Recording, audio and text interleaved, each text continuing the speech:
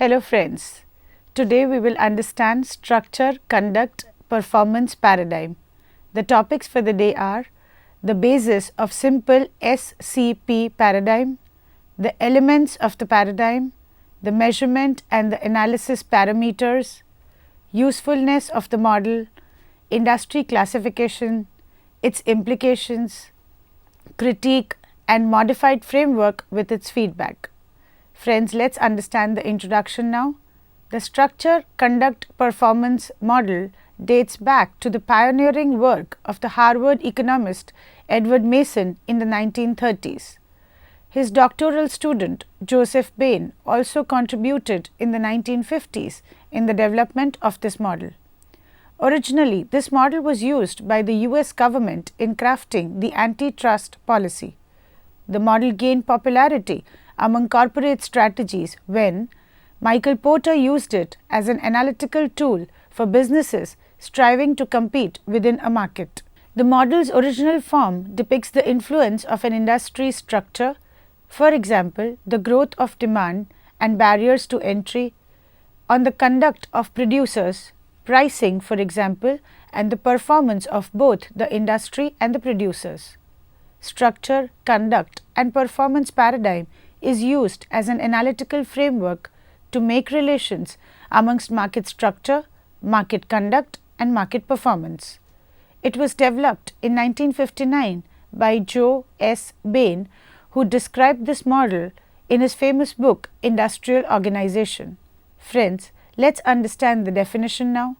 According to Smith and Tregeorges, the structure, conduct, performance paradigm asserts that conditions of supply and demand in an industry determine its structure. The competitive conditions that result from the industry structure influence the behavior of companies and, in turn, dictate the performance of the industry. The structure, conduct, performance paradigm of strategy assumes market structure would determine firm conduct, which would determine performance.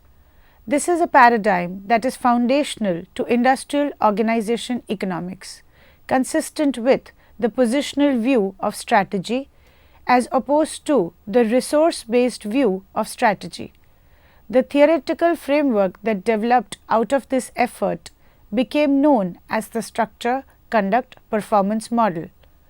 The term structure in this model refers to industry structure measured by such factors as the number of competitors in an industry, the heterogeneity of the products, and the cost of entry and exit.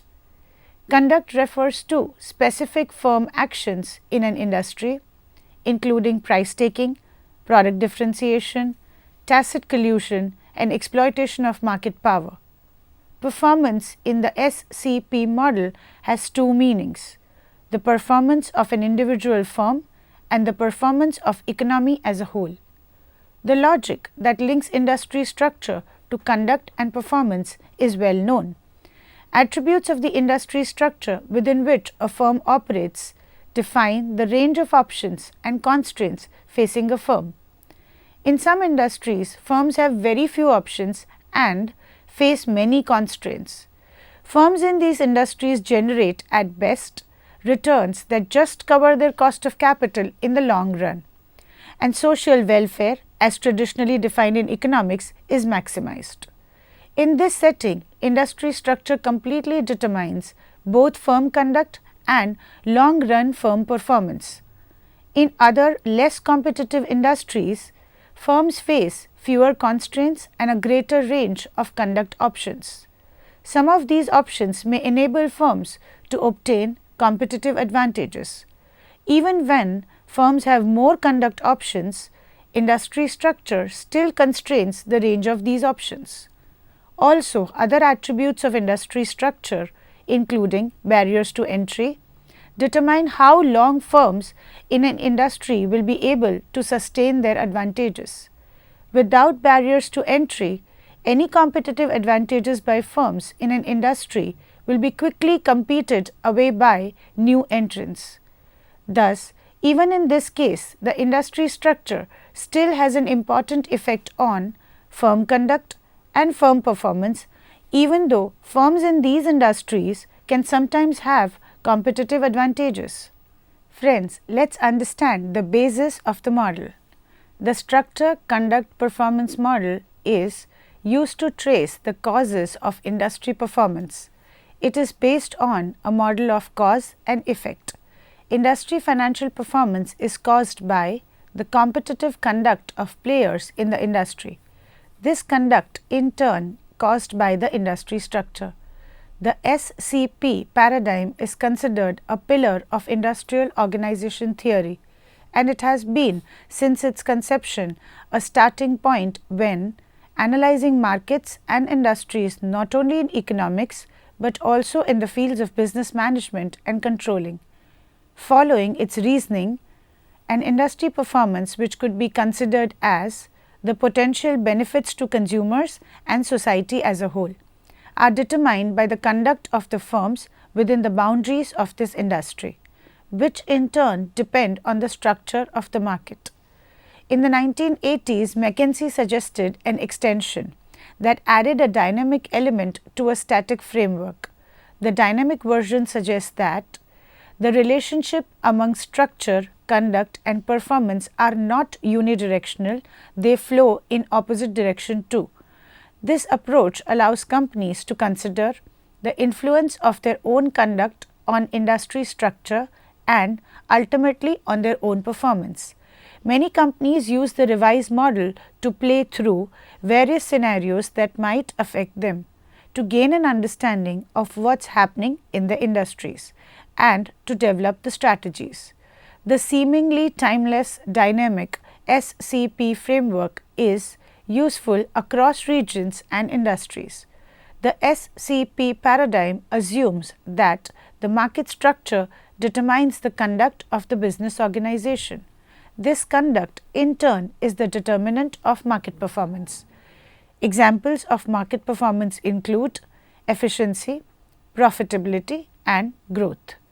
The framework seeks to establish that certain structures of the industry can lead to certain kind of behavior, which leads to various types of economic performance. The SCP paradigm was developed through evaluation of empirical studies involving American industries. Theoretical models were not used to support the paradigm. The conclusion that was drawn from empirical studies was that market structure determined the performance of the firm. This is caused by the belief that the laws of competition should not be based on behavioral models, but rather on structural remedies. According to J.S. Bain, who developed the paradigm in the 1950s, most industries became concentrated than necessary. In concentrated industries, there are high barriers to entry. New firms cannot enter these markets that easily. Friends, let's understand the elements of the paradigm: product and technology, structure, conduct, performance. All these form the base of public policy. Number 1, structure. Those set of variables that are relatively stable over time and affect the behavior of sellers and or buyers. The way in which markets fail to follow perfect competition conditions depends basically in the degree of supply concentration, demand concentration, product differentiation and market entry barriers. Also, the structure of the market will always be determined by the nature of the product and the technology available. Number 2, conduct.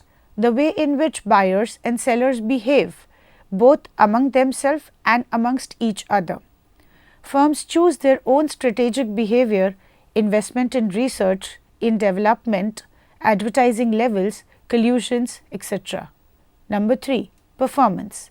It is measured by comparing the results of the firms along the industry in efficiency terms, and different ratios are used to assess different profitability levels.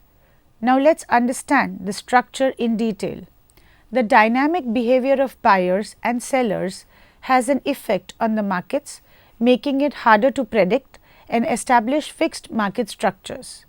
Difficulties arise when trying to explain the paradigm, and this is due to data shortage, and multiple definitions and extension of markets. Actually, the main problem when using this methodology is to analyze a market or an industry is the difficulty of defining the limits or boundaries of a given industry. Structure is defined as the components and characteristics of the various markets and industries in an economy. Structure also involves the different sectors of economy. In the SCP approach, structure is described as the characteristics and relevance of an individual market operating within the economy. It provides a description of the environment in which organizations operate within a specific market. The said structure can be identified by considering the size and number of buyers and sellers in the market. The structure can also be identified based on product differentiation, market barriers, and the extent of integration or diversification of firms. Market structure is affected by different basic conditions. These basic conditions include technology, business culture, consumer preferences, and product durability, among other variables. Government intervention may come in the form of regulations, taxes and subsidies, international trade policies and price controls. The SCP paradigm is used as a type of checklist for the policy makers. They should also understand the function of transaction cost economies. This is a concept that attempts to identify the most efficient institutional and organizational activities that will help reduce the cost of transaction. Transaction costs economies is also based on the concept of bounded rationality. Economic factors are believed to be purposely rational but limited. Transactional cost economies also recognize that the internal management of the organization and markets can be alternative forms of allocating resources. These also rely on the facts with corresponding effects if an organization has achieved efficiency. The most efficient firm will be able to either enter the market and engage in specific transactions or take the transactions out of the market and into the organization. These transactions, for example, can be the production of goods, services within a vertically integrated firm. To determine whether or not the transaction should be brought into the firm and taken out of the market, organizations should determine the frequency of the transaction. If the transactions are to be conducted frequently, it is best to bring that type of transaction into the organization. The specific transaction might need skilled labor to complete. If, for example, the transaction seldom occurs, like the construction of a new plant, the most efficient resource allocation will be to enter the market and contract services of the transaction to be performed. The same concept applies when firms decide on the degree of uncertainty. If the risk is great, vertical integration into an organization will bring the most efficiency. If the product can be easily duplicated, the transaction should be conducted in the market. Let's understand the concept of conduct in detail. Conduct in the SCP approach involves all actions and behavior of business organizations regarding the decisions being taken and the reasons behind them. Conduct focuses on how business organizations set prices. Organizations will have to determine whether these prices are in collusion with the other firms in the market. Firms should be able to identify whether their activities are and operations will improve economic welfare of the society. Firms should also satisfy and meet customer demands within a specific period. The SCP approach helps organizations analyze whether their processes and products are produced efficiently. Organizations should determine whether the allocation of resources is efficient and effective. The right approach is not to waste resources and produce the right products in just the right quantities. Firms should also look at the other aspects of the performance, like the relationship between price and cost of product as well as the profits earned. In the current market, consumer tastes do not change that much. Producers and consumers are said to be perfectly informed. Because of the market conditions, the economic welfare can be maximized using marginal analysis conditions that are expected to be fulfilled. Under marginal conditions, firms are expected to set prices so that they will be equivalent to marginal cost. In a perfectly competitive market, firms can maximize their profits by ensuring that price will be equal to marginal cost. This will result in an effective combination of price and output. Friends, let's understand the concept of performance in detail. The SCP approach states that performance of the firm should be determined by the conduct of the organizations. This conduct is then determined by the characteristic of market structures. The relationships between structure, conduct and performance will then match the models of monopoly, perfect competition, oligopoly and monopolistic competition. This kind of approach provides clear guidelines to firms regarding policy making decisions. The performance of the firm can be further improved by taking actions that are designed to influence the current structures of a specific market. In most cases, performance can be predicted by considering structural conditions of the market. Such conditions can provide sufficient information and predict how organizations should behave. Ignoring conduct in all market conditions can lead to misleading predictions in markets operating under oligopoly. However, modern economists no longer believe that structures determine the performance of the firms. Still, they accept the idea that market structures are important for firms to not behave competitively. Friends, let's understand the measurement of performance. The traditional SCP paradigm has two main aspects. Number one, the first involves firms obtaining measurement of performance. This can be done by getting a direct measurement rather than just an estimate. The second aspect involves economists using observations gathered from across industries.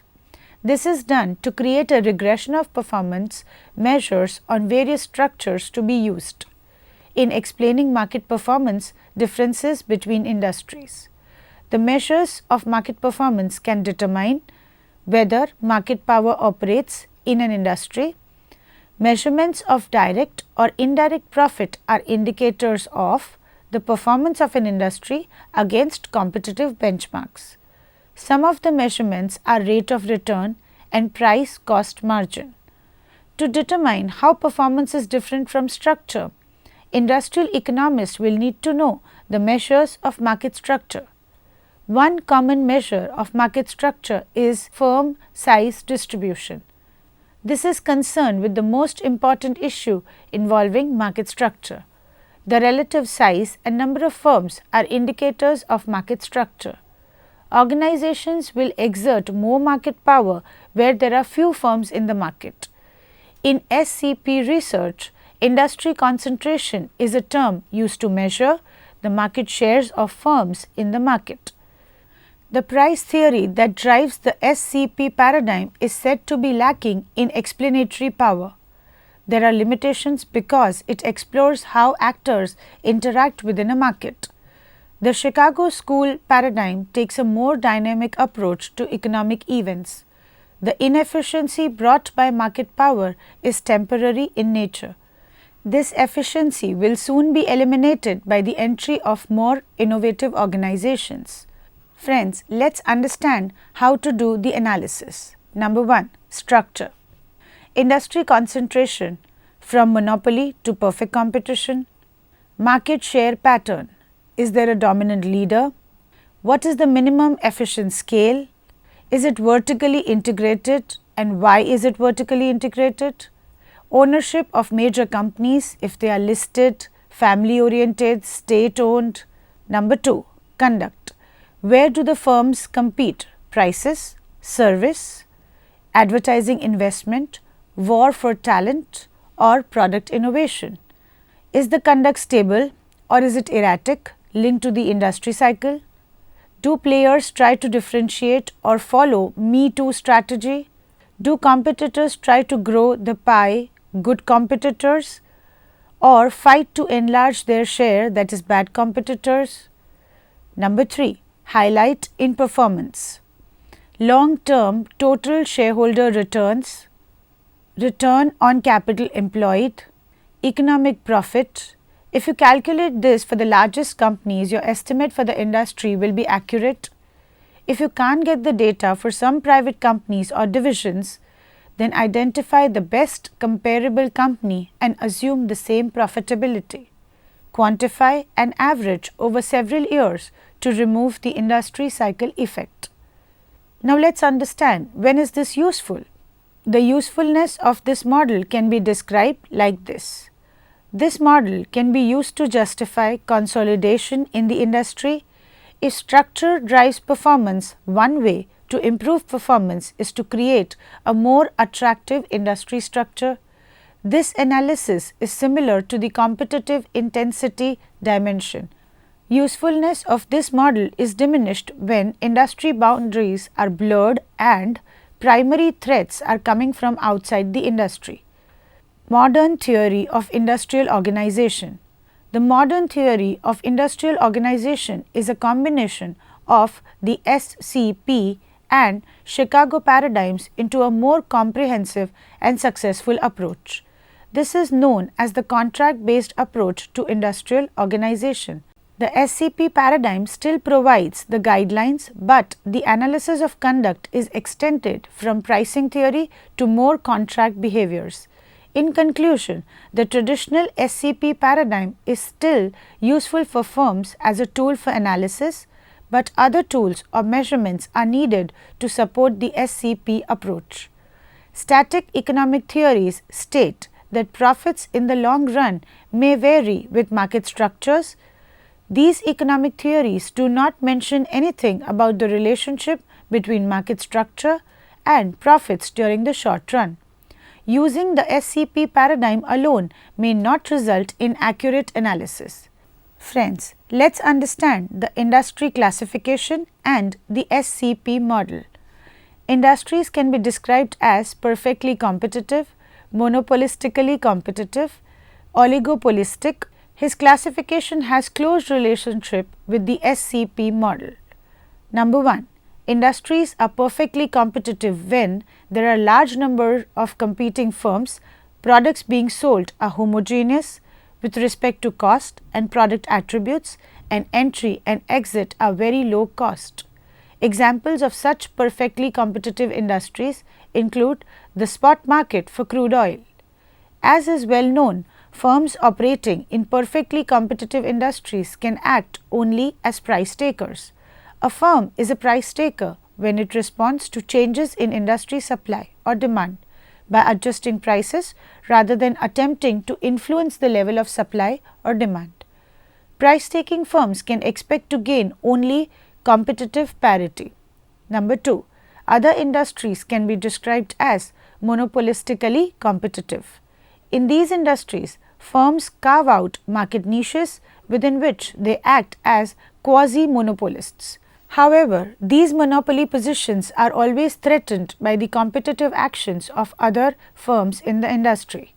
In monopolistically competitive industries, there are large numbers of competing firms and low cost entry and exit into and out of the industry.